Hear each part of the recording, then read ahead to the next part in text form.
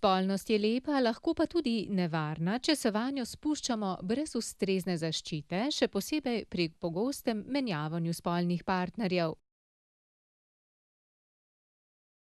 Po ocenah Svetovne zdravstvene organizacije se letno 125 milijonov ljudi na novo okuži s spolno prenosljivimi okužbami.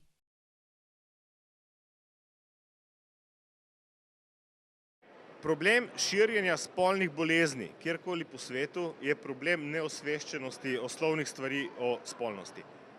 In to, kar se tiče osveščanja o spolnosti v našem vzgojno-izobraževalnem sistemu, smo mi precej na psu. Ne zato, ker recimo delavci v vzgojno-izobraževalnem procesu ne bi bili za to, ampak zato, ker določeni starši ne pustijo, da bi se njihove otroke poučevalo o tem.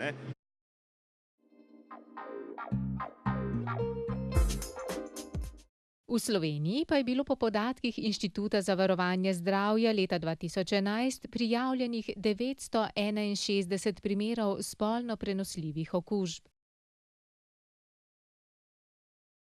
Največ, 285, je bilo primerov genitalnih bradavic, ki so posledica okužbe s humanimi papilomavirusi oziroma HPV, teh je več vrst. Genitalne bradavice se lahko pojavijo kjerkoli na zunanjih ali notranjih delih spolovila. Odstranjevanje bradavic je možno z laserskim posegom ali zamrzovanjem s tekočim dušikom, a lahko po zdravljenju ponovno zrastejo. Posledica okužbe z nevarno obliko HPV je lahko rak materničnega vratu, v redkih primerih tudi rak penisa. Simptomov takoj po okužbi ni, bolezen se izrazi šele po dolgoletni okuženosti. Letno v Sloveniji za rakom materničnega vratu zboli 200 žensk, od 50 do 60 jih letno umre. V življenju se z vsaj eno obliko HPV okuži najmanj 60% ljudi, zato se je smiselno cepiti. Na voljo je samoplačniško cepljenje proti HPV, cepljenje za šoloobvezne deklice pa je brezplačno. Klamidija je druga najpogostejša spolno prenosljiva okužba. Prvi znaki se običajno pojavijo po tednu ali dveh po okužbi. Moški opazijo izcedek iz sečnice in pekoče mokrenje. Podobni so tudi znaki pri ženskah. Vendar se simptomi pojavijo le pri polovici okuženih moških in manj kot tretjini okuženih žensk, zato klamidije pogosto ne prepoznamo in ne zdravimo, kar pa lahko povzroči neplodnost ali zunajmaternično nosečnost.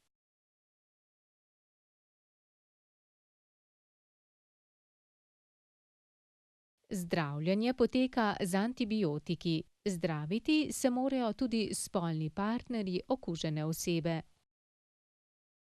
Podobne simptome, izcedek, boleče, pekoče uriniranje, ima tudi gonoreja oziroma kapavica. Ozdravljiva je z antibiotiki. Če je okužba nezdravljena, pa lahko povzroča težave pri nosečnosti. Prenosljiva je tudi z mater na otroka med porodom. Število primerov sifilisa je v zadnjih letih v porastu. Leta 2011 je bilo zabeleženih preko 100 primerov sifilisa. Poteka v več fazah. Na mestu vstopa bakterije v telo se pojavi neboleča razjeda, ki se v nekaj tednih zaceli tudi brez zdravljenja. Bolniki jo zato pogosto spregledajo.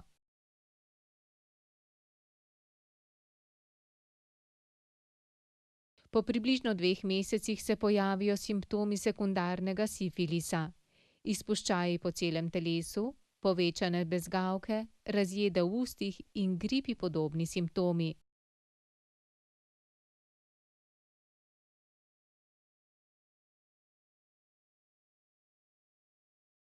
Če tega ne zdravimo, bolnik preide v latentno fazo in nevedoč prenaša okužbo na svoje spolne partnerje.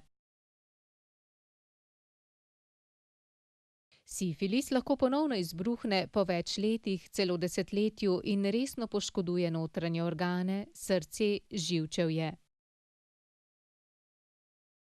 Sifilis je ozdravljiv s penicilinom. Pri spolnih odnosih lahko pride do okužbe z virusom hepatitisa B. Gre za eno od oblik okužbe jeter z latence.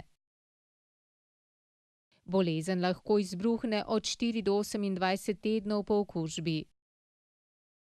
Znaki so utrujenost, slabost, povišana telesna temperatura, vendar pri večini bolezen ne izbruhne, temveč so le prenašalci virusa. Proti hepatitisu B obstaja učinkovito cepivo. Zaenkrat pa še ni znano cepivo proti kugi 20. stoletja, virusu HIV. Pri okoli 50% okuženih se prvi znaki okužbe s HIV pokažejo nekaj tednov po okužbi, in sicer kot povišana temperatura, potenje, boleče mišice, lahko se pojavijo rdečkasti izpuščaji in ranice na koži. Nato je lahko okuženi več let brez težav in je zgolj prenašalec. Lani je bilo pri nas na novo prijavljenih 5 primerov okužbe z virusom HIV. In kaj lahko storimo v primeru nezaščitenega spolnega odnosa s partnerjem, za katerega sumimo, da je lahko prenašalec virusa HIV? Zdaj, če gre za okužbo z virusom HIV, potem je možna tudi ta nujna zaščita v 4 dneh po tveganem odnosu. Tako da to je pomembno, da to poznamo, če bi bil sum na okužbo z virusom HIV, potem je treba poiskati pomoč na infekcijski kliniki v Ljubljani. Z virusom HIV je okuženih preko 35 milijonov ljudi po vsem svetu. Zaradi aidsa, bolezni izčrpanosti imunskega sistema, ki lahko nastopi tudi 10 let po okužbi z virusom HIV, pa vsako leto umre okoli 3 milijone obolelih.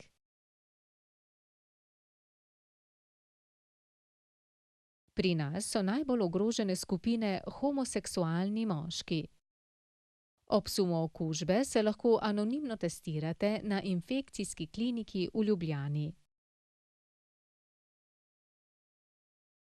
Za varno spolnost strokovnjaki priporočajo upoštevanje pravil sistema ABC. A.